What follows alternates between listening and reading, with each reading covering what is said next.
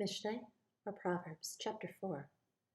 Children, listen to the discipline of a father and give attention to no understanding. For I gave you good instruction. Do not forsake my Torah. For I was my father's son, tender and the only one in the eyes of my mother. Then he taught me and said to me, let your heart hold fast my words, guard my commands and live. Get wisdom, get understanding. Do not forget and do not turn away from the words of my mouth. Do not leave her, and let her guard you. Love her, and let her watch over you. The beginning of wisdom is get wisdom, and with all you're getting, get understanding. Exalt her and let her uplift you. She brings you esteem when you embrace her. She gives your head a fair wreath. She shields you with an adorning crown. Hear, my son, and accept my words, and let the years of your life be many. I have taught you in the way of wisdom. I have led you in straight paths. When you walk, your steps shall not be hindered, and if you run, you shall not stumble. Become strong in discipline. Do not let go. Watch over her, for she is your life. Do not enter the path of the wrong, and do not walk in the way of evildoers. Avoid it. Do not pass by it.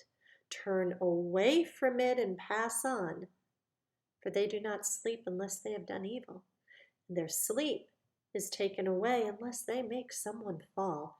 For they've eaten the bread of wrongdoing, and they drink the wine of violence. But the path of the righteous is like the light of dawn that shines ever brighter unto the perfect day. The way of the wrong is like darkness. They do not know at what they stumble. My son, listen to my words, incline your ear to my sayings. Let them not depart from your eyes. Guard them in the midst of your heart, for they are life to those who find them, and healing to all their flesh.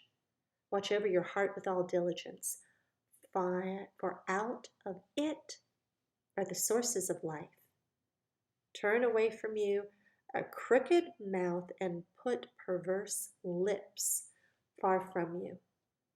Let your eyes look forward, and your eyelids look straight before you. Consider the path of your feet, and all your ways are established. Do not turn to the right or to the left. Turn your foot away from evil. Chapter 5. My son, listen to my wisdom, incline your ear to my understanding, so as to watch over discretion, and your lips guard knowledge. For the lips of a strange woman drip honey, and her mouth is smoother than oil, but in the end she is as bitter as wormwood, sharp as a two-edged sword. Her feet go down to death, her steps lay hold of Sheol. She does not consider the path of life. Her ways are unstable, you do not know it. So now, listen to me, you children, and do not turn away from the words of my mouth.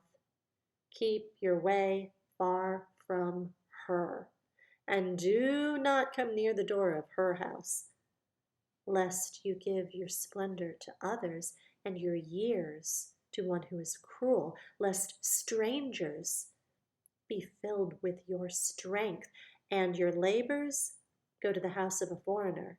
Then you shall howl in your latter end, when your flesh and your body are consumed, and shall say, ah, how I have hated discipline, and my heart has despised reproof. And I've not heeded the voice of my teachers, and I've not inclined my ear to those who instructed me. In a little while I was in all evil, in the midst of an assembly and a congregation,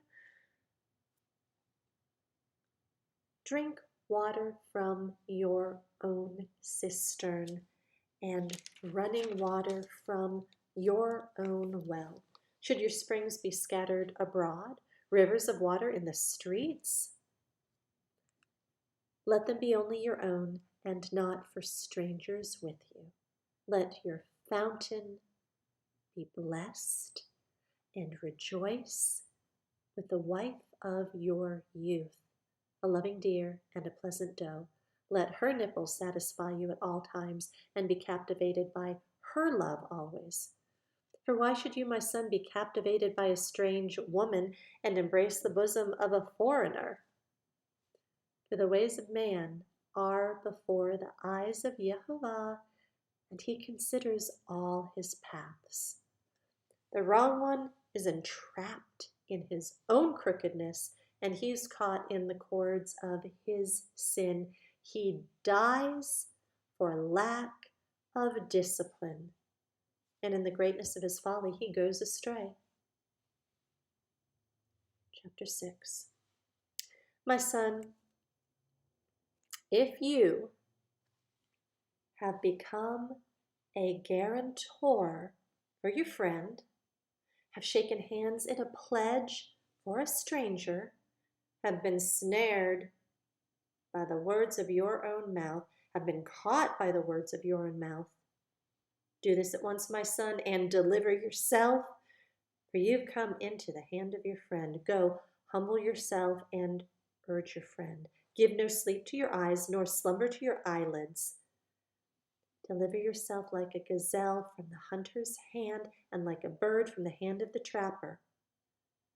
Go to the ant, you lazy one. Seek her ways and be wise, which, having no commander, overseer, or ruler, provides her supplies in the summer, gathers her food in the harvest. How long would you lie down, O lazy one? When do you arise from your sleep? A little sleep, a little slumber, a little folding of the hands to lie down, and your poverty shall come like a prowler, and your need as an armed man. A man of Belial, a wicked man, walks with a perverse mouth, winks with his eyes, shuffles his feet, points his fingers. Perverseness is in his heart, plotting evil at all times. He sends out strife. Therefore, his calamity comes suddenly. Instantly he is broken, and there is no healing. These 6 matters Jehovah hates, and 7 are an abomination to him: a proud look, a lying tongue, and hands shedding innocent blood, a heart devising wicked schemes, feet quick to run to evil, a false witness breathing out lies, and one who causes strife among his brothers. My son, watch over your father's command, and do not forsake the Torah of your mother. Bind them on your heart always, tie them around your neck. When you're walking about, it leads you. When you lie down, it guards you.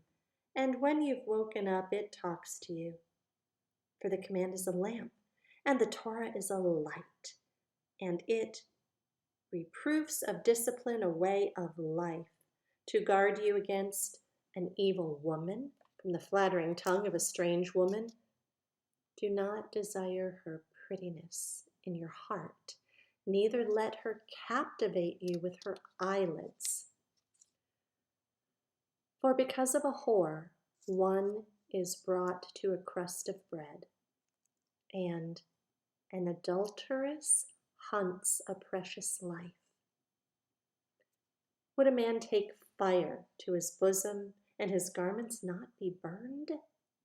Would a man walk on hot coals, and his feet not be scorched? So is he who goes into his neighbor's wife. None who touches her goes unpunished. They do not despise a thief if he steals to satisfy his appetite when he's starving.